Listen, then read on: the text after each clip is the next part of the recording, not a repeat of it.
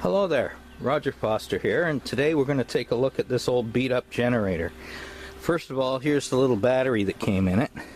This has been dead for a couple of years, but before that it used to stay topped right up with one of these little charger things. I just had one of these solar chargers on this bamboo pole.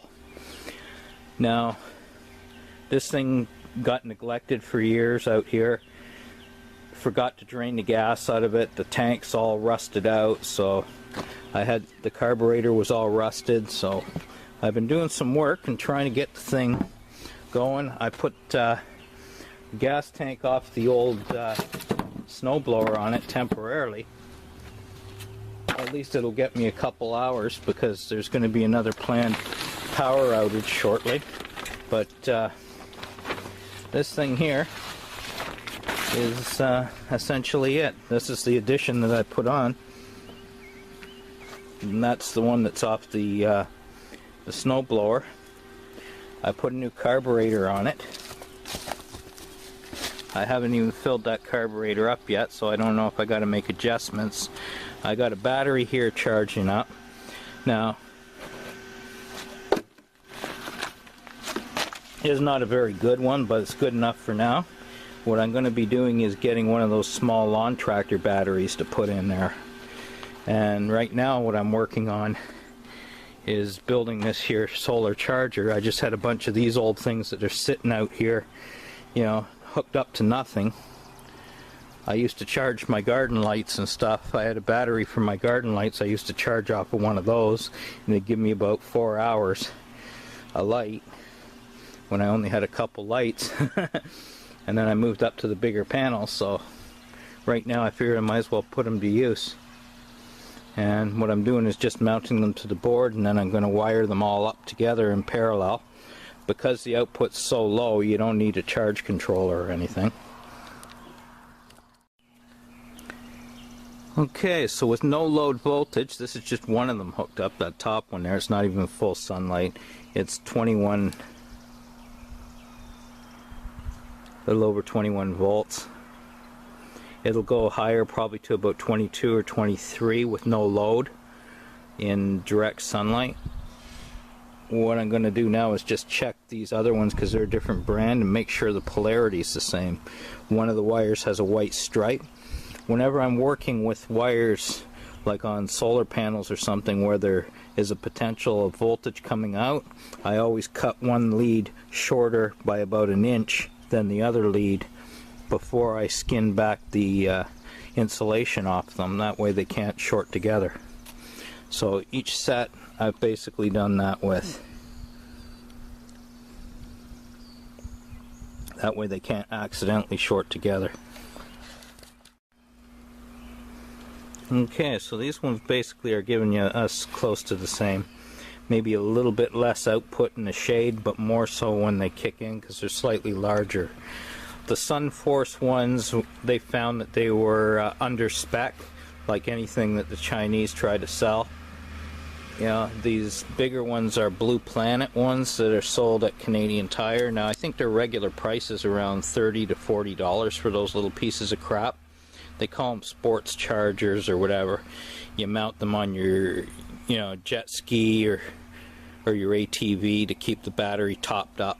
You know, and they work good for small batteries, so I figure 4 of them here hooked in parallel should give me, you know, a reasonable float charge for a generator battery that's going to be like a lawn tractor battery. So basically just hook them all up in parallel. The white wire on these ones is the positive, and I got a plug here on the other end, and there's different attachments that come with it. There's actual eyelet attachments, but the wire's pretty damn thin. You know, I'm not too worried about it because it's not that much current going through there. But if it was going to have something like 2 amps or something, I would definitely go with a higher gauge wire. Or I shouldn't say a higher gauge wire, a lower gauge wire, but a heavier wire. So yeah, right now I'm just going to solder these all together and get that stuff done. you don't want to just twist them, because you know moisture will get in there, and next thing you know you got problems with it. So you know, I'll be taking it inside, giving it a quick solder job, and then I can if you know, get it all sealed up good.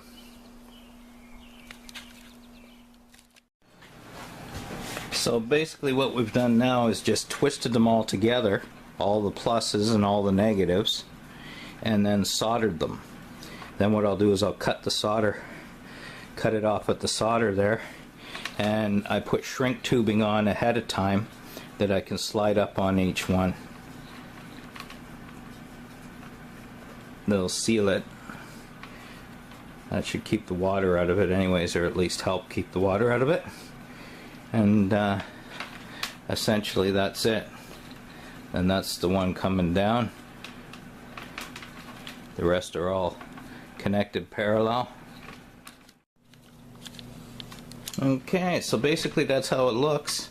What I did is, after I did the shrink tubing on it, I did two pieces over each individual line, and then one piece over the double one, and then I wrapped it with electrical tape to give it extra strength so it won't bend back and forth and break off, at least at that point. After I soldered it up, I forgot to compensate for the 1 inch on the drop line. Because remember I told you, when I'm working with them I usually cut them off, the negative or the positive 1 inch shorter than the other, so they can't short out while you're working on them.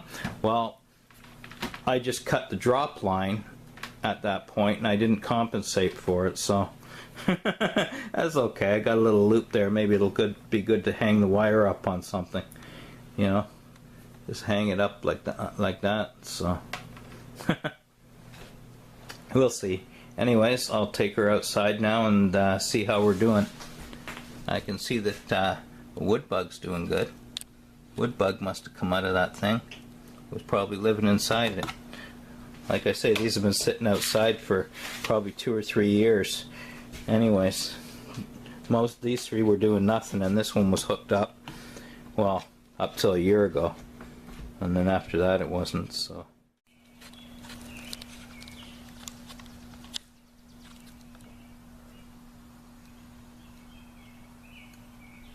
Okay, there we go. So it's working. Probably not a good spot right here to show with the camera. But that's it. What I'm going to do with this one is I'll put a couple eye hooks on here. And I'll hang it from here. I'll find a good spot. I'll see. It's not that super critical because this thing ain't going to be in use all the time. The next thing I have to do with it is look around for a bracket, because this gas tank is sunk down a bit. I don't like it just resting on these screws. Eventually it's going to warp the tank, especially you get hot sun out there, plus the weight of the gas in it. So I would rather, you know, put a bracket on here on the metal in behind. Maybe even a piece of wood with a bracket, that way it's not going to rub.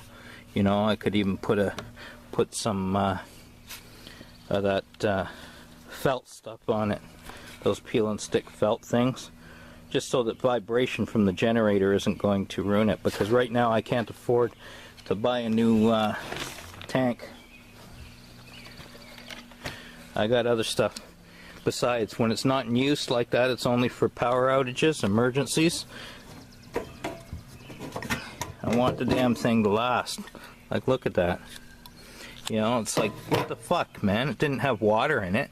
I just drained the damn thing the other day, and there's tons of sludge in the bottom of the thing, and it's all rusting in there.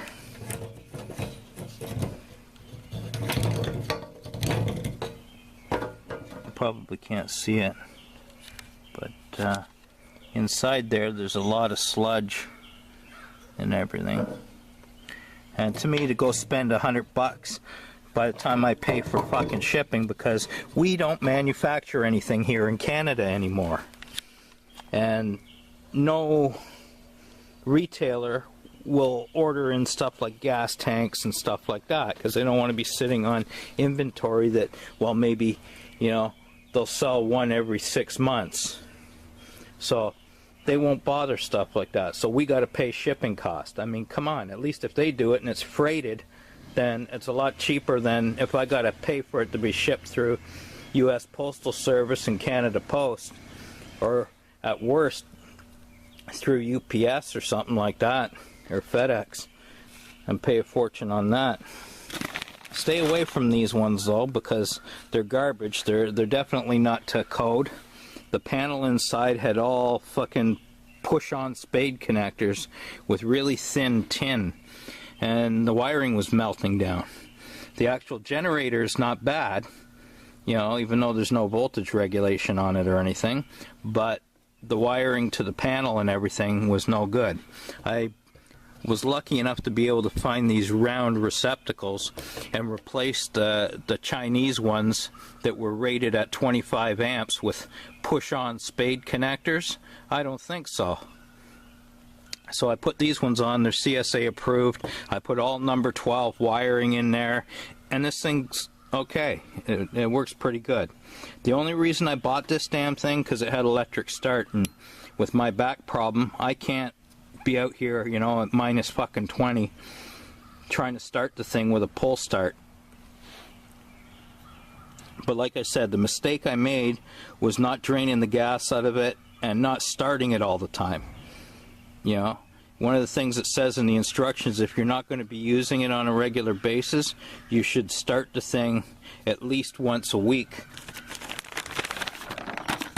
and run it for about 15 to 20 minutes. I don't know if you need to do that once a week, but I think you should at least do it probably once every 2 weeks for about 15 or 20 minutes.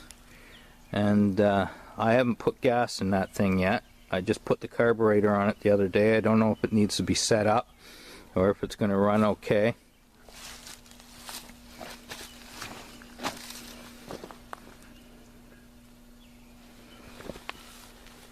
Let's see what happens. We'll turn that on and see if it's going to leak out.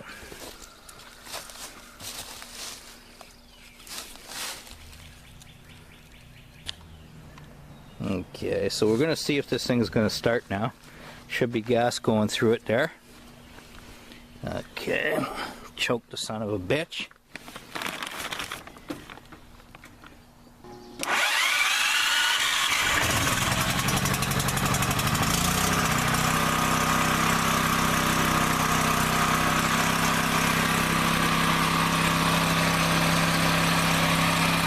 Not bad, I guess.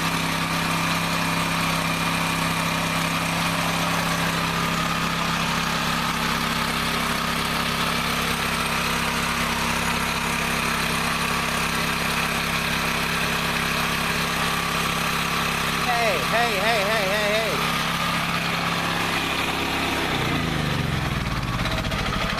Look what I've been looking all over for, this fucking son of a bitch. Right frickin' here. I wonder where the hell that needle valve went.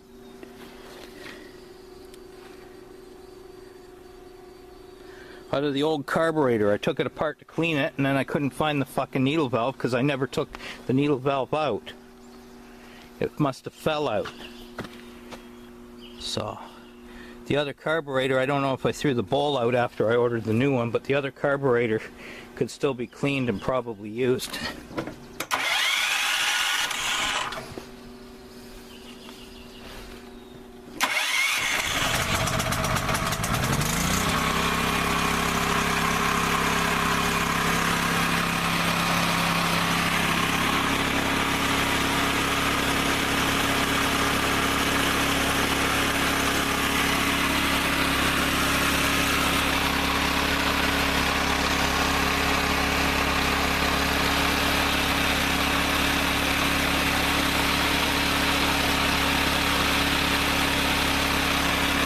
Probably going to have to be calibrated.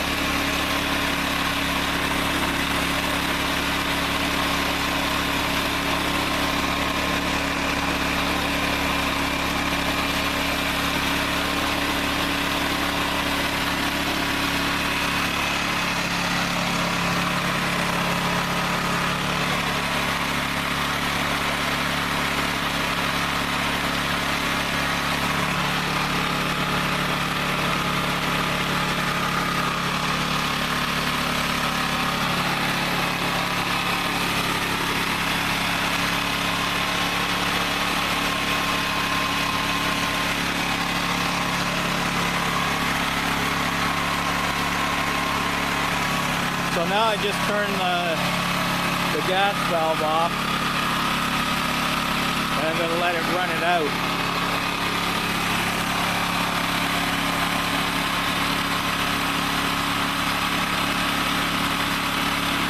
It actually sounds a lot better than with the other carburetor. It's smoother.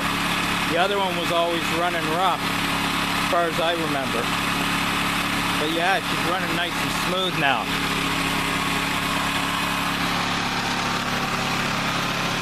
I better put this on to charge her up properly.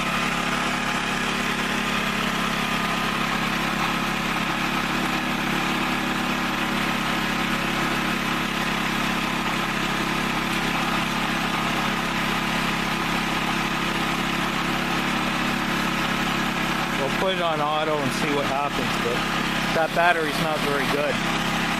So I'll give it an auto charge and then I'll put it on for about an hour and a half on a trickle charge.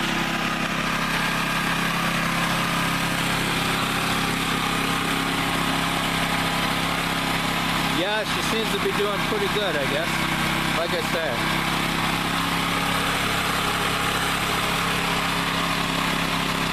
I gotta remember to put the oil sensor back up. When it was acting up, I thought the oil sensor was causing it to cut out.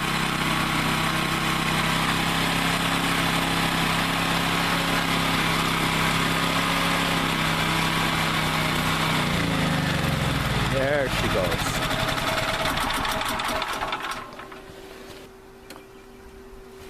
And that's all set to go. I just gotta do the bracket. And that'll do me till I can afford to get a tank. I'd really like to get a plastic one for it. You know, there are some for Generac generators that'll fit this, but like whatever I gotta spend on it's gonna be over $100. I'm looking for at about $100 to $150 once I pay shipping and everything. And I really don't want another one of these metal tanks if it's going to do that. I think what a lot of the problem is they're not properly coated, because I've never had a problem with a North American tank, one that's made in Canada or the US. Never have a problem with it, but now they got all that damn ethanol in there and the methanol mixed in the gas, and it just wreaks havoc on these small engines, especially if they're not being used. It just turns to sludge. And so then you got to go out and buy fuel stabilizer, you know, and that helps a bit, but still, you're still going to get things turning to sludge. The important thing is to run that carburetor out before you shut it off. At least that way it's not going to be sitting with a bowl full of stagnant gas in there. I had to buy the carburetor from some guy in the States. Took a couple weeks, and then I couldn't salvage the gasket off it. I hadn't taken the other one off at the time I ordered it. But yeah, this one seems to run pretty smooth. I may need to crank it up a bit. I don't know. I'll have to do voltage checks and stuff like that in the house, because what I have set up here on this is I got a double number 14. And basically I just plug that in, and then that goes along and up into the house, and I got 3 receptacles in key locations, and where I joined them I ran the wire direct through, not counting on just that little tab on the sockets to carry the load. So that double line has given me, you know, a lot better. Anyways, I was saying, yeah, with the double line I can carry more current, so there's less loss by the time you get in at the end of the run. And basically what I did is set it up at the end of the run for 125 volts under no load. Then when you start loading it down, you're going to go to about 120 or lower. 125 is really the maximum that you're supposed to go on a 120 volt system. You know, anything between 110 and 125 is considered acceptable. So that works out okay. Like I say, it's not a regulated voltage, but it's good enough to run battery chargers to charge my UPSs and to run, you know, an air conditioner. Or this here one here, this will run the air conditioner okay. So it's not bad. At least it's sounds pretty good considering it's been sitting all winter. And yeah, she's there. She's ready to go. Battery charging up, and we'll see how it is. On the 4th, there's going to be a hydro outage, so on the 3rd of May, I'm going to make sure that that battery's starting it and everything's okay. Okay, so everything went good. Yes, today. It's the 4th. We had our power outage from 7 till 11, and my battery bank more than carried everything except for fridges and freezers that weren't hooked up. So at about 9:30 I came out, started the generator, started fine. So we've had overcast and rainy days for the last 3 or 4 days, but it still started fine. So that's that same old battery that's in there.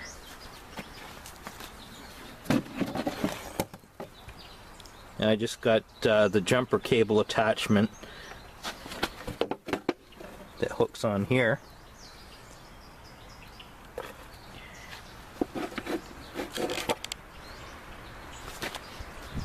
And that was more than enough to start it, with these being topped up.